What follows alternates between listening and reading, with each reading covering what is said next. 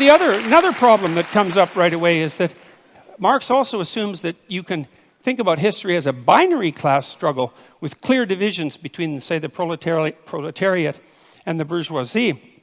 And that's actually a problem because it's not so easy to make a firm division between who's exploiter and who's exploitee, let's say, because it's not obvious, like in the case of small shareholders, let's say, whether or not they happen to be part of the oppressed or part of the oppressor. This actually turned out to be a big problem in the Russian Revolution. And by big problem, I mean tremendously big problem.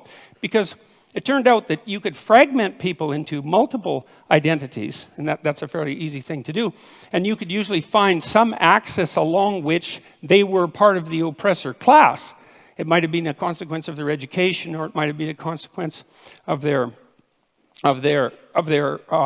wealth that they strived to accumulate during their life, or it might have been a consequence of the fact that they had parents or grandparents who were educated or rich, or that they were a member of the priesthood, or that they were socialists, or anyways, the listing of how it was possible for you to be bourgeois instead of proletariat grew immensely, and that was one of the reasons that the Red Terror claimed all the victims that it claimed.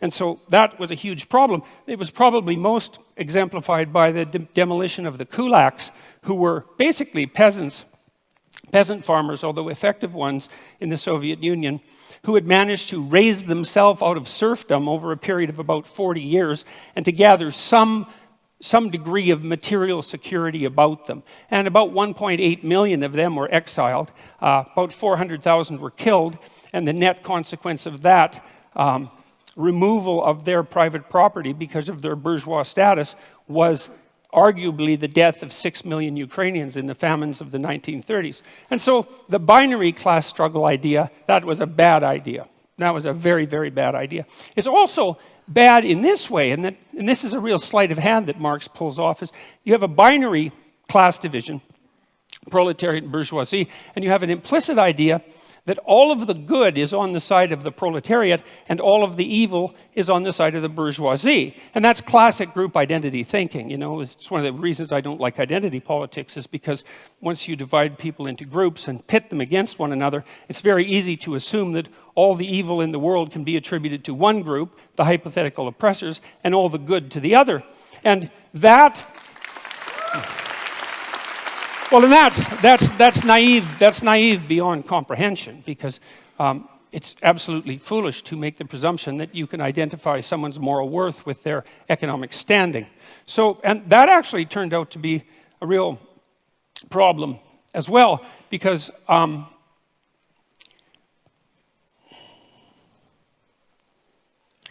Marx also came up with this idea, which is a crazy idea, as far as I can tell, that's a technical term, crazy idea, of the dictatorship of the proletariat. And that's the next idea that I really stumbled across. It was like, okay, so what's the problem? Well, the problem is the capitalists own everything. They own all the means of production, and they're oppressing everyone, and that would be all the workers. And there's going to be a race to the bottom of wages for the workers as the capitalists strive to extract more and more value from the labor of the proletariat by competing with other capitalists to drive wages downward, which, by the way, didn't happen, partly because wage earners can become scarce, and that actually drives the market value upward. But the fact that you assume a priori that all the evil can be attributed to the capitalists and all the good, the bourgeoisie, and all the good could be attributed to the proletariat meant that you could hypothesized that a dictatorship of the proletariat could come about, and that was the first stage in the communist revolution. And remember, this is a call for revolution, and not just revolution, but bloody, violent revolution, and the overthrowing of all existent social structures.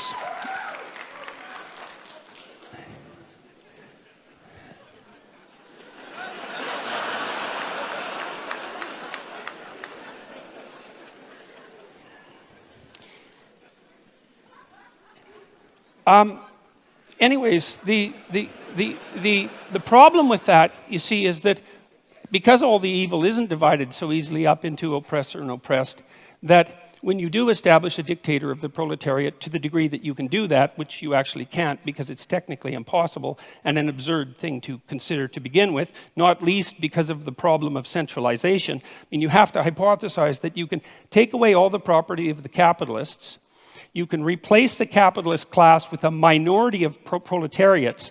How they're going to be chosen isn't exactly clear in the Communist Manifesto, that none of the people who are from the proletariat class are going to be corrupted by that sudden access to power because they're, well, by definition, good. So then you have the good people who are running the world, and you also have them centralized so that they can make decisions that are insanely complicated to make, in fact, impossibly complicated to make.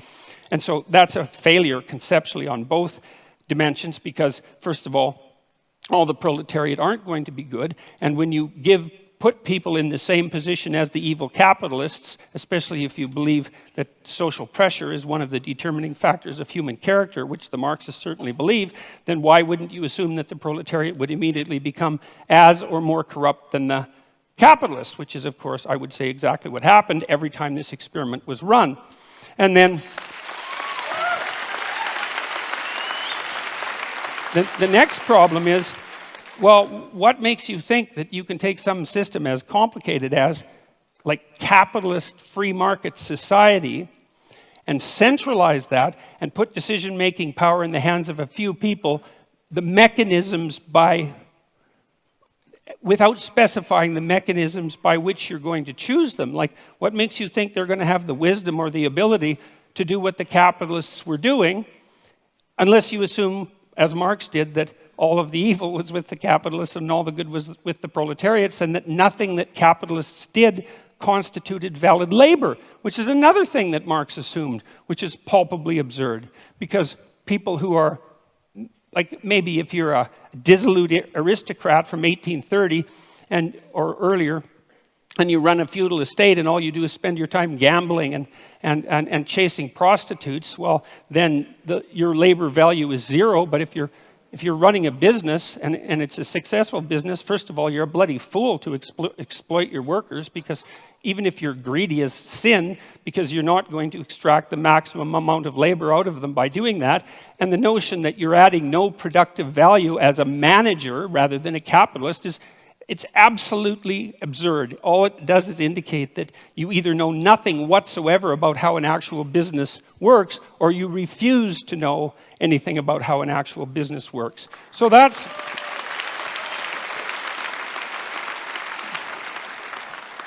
also a big problem. So then the next problem is the criticism of profit. It's like, well, what's wrong with profit exactly? What's the problem with profit? Well, the idea from the Marxist perspective was that profit was theft. But profit, well, can be theft because crooked people can run companies, and so sometimes profit is theft, but that certainly doesn't mean that it's always theft.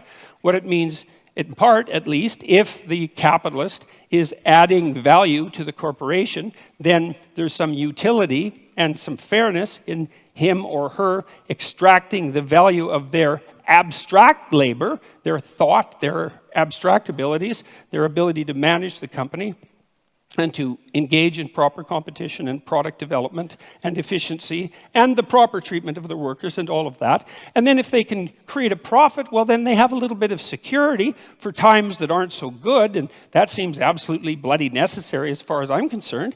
And then the next thing is, well, how can you grow if you don't have a profit?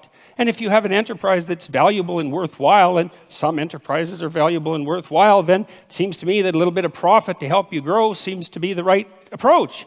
And then the other issue with profit, and you know this if you've ever run a business, is it's a really useful constraint. Like, it's not enough to have a good idea. It's not enough to have a good idea and a sales and marketing plan, and then to implement that, and all of that. That's bloody difficult. Like, it's not easy to have a good idea. And it's not easy to come up with a good sales and marketing plan. And it's not easy to find customers and satisfy them. And so if you allow profit to constitute a limitation on what it is that you might reasonably attempt, it provides a good constraint on wasted labor. And so most of the things that I've done in my life, even psychologically, that were designed to help people's psychological health, I tried to run on a for-profit basis. And the reason for what that was, apart from the fact that I'm not averse to making a profit, partly so my enterprises can grow, but was also so that there were forms of stupidity that I couldn't engage in because I would be punished by the market enough to eradicate the enterprise. And so...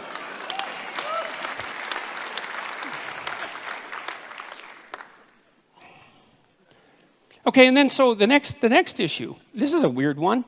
So Marx and Engels also assume that this dictatorship of the proletariat, which involves absurd centralization, the overwhelming probability of corruption, and impossible computation, as the proletariat now try to rationally compute the manner in which an entire market economy could run, which cannot be done because it's far too complicated for anybody to think through. The next theory is that somehow the proletariat dictatorship would become magically hyperproductive. And there's actually no theory at all about how that's going to happen. And so I had to infer the theory, and the theory seems to be that once you eradicate the bourgeoisie, because they're evil, and you get rid of their private property, and you eradicate the profit motive, then all of a sudden, magically, the small percentage of the proletariat who now run the society determine how they can make their productive enterprises productive enough so they become hyperproductive. Now, and they need to become hyperproductive for the last error to be logically coherent in relationship to the Marxist theory, which is that at some point the proletariat, the dictatorship of the proletariat, will become so hyperproductive that there'll be enough material goods for everyone across all dimensions. And when that happens, then what people will do is spontaneously engage in meaningful creative labor, which is what they had been alienated from in the capitalist horror show, and the utopia will be magically ushered in. But there's no indication about how that hyperproductivity is going to come about, and there's also no understanding that, well, that isn't the utopia that is going to suit everyone, because there are great differences between people. And some people are going to find what they want in love, and some are going to find it in social being, and some are going to find it in conflict and competition, and some are going to find it in creativity, as Marx pointed out. But the notion that will necessarily be the end goal for the utopian state is preposterous. And then there's the Dostoevskian observation too, which is one not to be taken lightly, which is, well, what sort of shallow conception of people do you have that makes you think that if you gave people enough bread and cake, in the Dostoevskian terms, and nothing to do with except to busy themselves with the continuity of the species, that they would all of a sudden become peaceful and heavenly? Dostoevsky's idea was that, we were built for trouble. And if we were ever handed everything we needed on a silver platter, the first thing we would do is engage in some form of creative destruction, just so something unexpected could happen, just so we could have the adventure of our lives. And I think there's something to be said for that.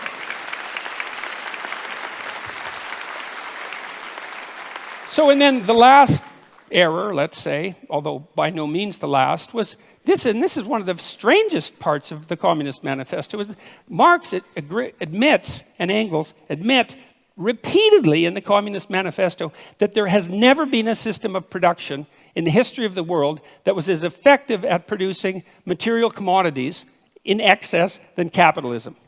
Like that's extensively documented in the Communist Manifesto. And so if your proposition is, look, we got to get as much material security for everyone as possible, as fast as we can, and capitalism already seems to be doing that at a rate that's unparalleled in human history, wouldn't the logical thing be just to let the damn system play itself out? I mean, unless you're assuming that the evil capitalists are just going to take all of the flat screen televisions and put them in one big room and not let anyone else have one. The logical assumption is that, well, you're already on a road that's supposed to produce the proper material productivity. And so, well, that's 10 reasons, as far as I can tell. And so what I saw in that the Communist Manifesto is like seriously flawed in virtually every way it could possibly be flawed, and also all in evidence that Marx was the kind of narcissistic thinker who could think. He was a very intelligent person, and so was Engels. But what he thought when he thought was that what he thought was correct. And he never went the second stage, which is, well, wait a second, how could all of this go terribly wrong? And if you're a thinker, especially a sociological thinker, especially a thinker on the broad scale, a social scientist, for example, one of your moral obligations is to think, you might be wrong about one of your fundamental axioms, or 2 or 3 or 10, and as a consequence, you have the moral obligation to walk through the damn system and think, well, what if I'm completely wrong here and things invert and go exactly the wrong way? And I just can't understand how anybody could come up with an idea like the dictatorship of the proletariat, especially after advocating its implementation with violent means, which is a direct part of the Communist Manifesto, and actually think, if they were thinking, if they knew anything about human beings and the proclivity for malevolence that's part and parcel of the individual human being, that could do anything but lead to a special form of hell, which is precisely what did happen. And so I'm going to close, because I have 3 minutes, with a bit of evidence as well that Marx also thought that what would happen inevitably as a consequence of capitalism is the rich would get richer and the poor would get poorer. So there would be inequality. The first thing I'd like to say is we do not know how to set up a human system of economics without inequality. No one has ever managed it, including the communists. And the form of inequality changed, and it's not obvious by any stretch of imagination that the free market economies of the West have more inequality than the less free economies in the rest of the world. And the one thing you can say about capitalism is that although it produces inequality, which it absolutely does, it also produces wealth, and all the other systems don't. They just produce inequality.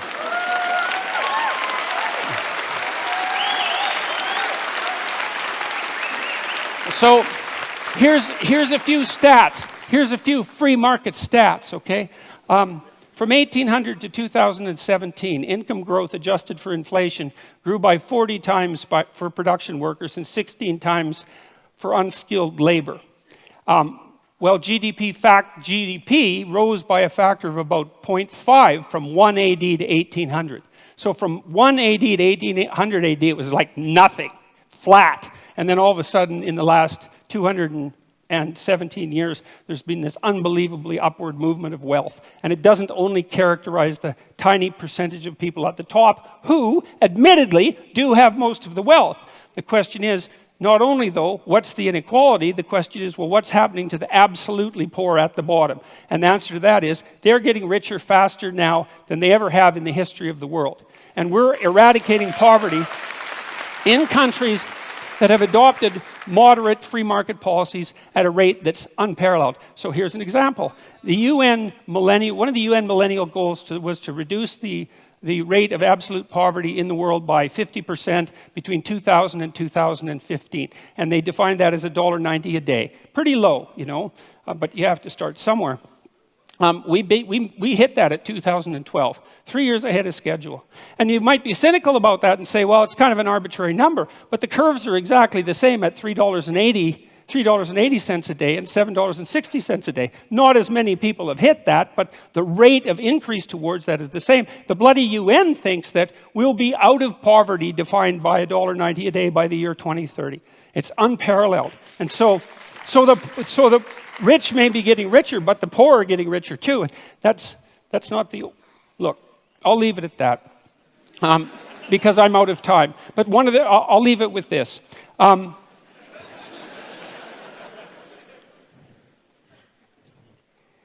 The poor are not getting poorer under capitalism. The poor are getting richer under capitalism by a large margin. And I'll leave you with one statistic, which is that now in Africa, the child mortality rate in Africa now is the same as the child mortality rate was in Europe in 1952. And so that's happened within the span of one lifetime. And so if you're for the poor, if you're actually concerned that the poorest people in the world rise above their starvation levels, then all the evidence suggests that the best way to do that is to implement something approximating a free market economy. And so, thank